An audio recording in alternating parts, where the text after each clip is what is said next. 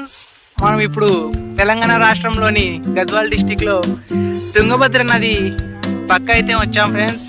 ఇది చూడొచ్చు, ఇది తుంగభద్ర రివర్. ఈ నది పక్కనే 5వ శక్తిపీఠంగా పూజలు అందుకుంటున్న జోగులాంబ అమ్మవారు ఇక్కడికి మనకు దర్శనం ఇస్తారు ఫ్రెండ్స్. అష్టాదశ శక్తిపీఠాలలో ఇది 5వ శక్తిపీఠం మన తెలంగాణ రాష్ట్రం.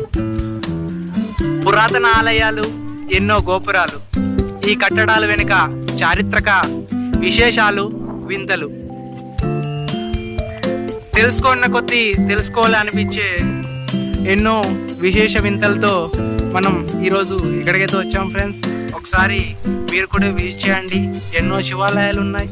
ప్రతి అనువనున శివమయం. నీలోన కలడు శివుడు, నాలోన కలడు శివుడు అనేటువంటి సామెతకు ఉట్టిపడేలా ఇక్కడ శివాలయాలు అయితే ఉన్నాయి. ప్రతి ఒక చిన్న టెంపుల్లో కూడా శివాలయాలు ఉన్నాయి.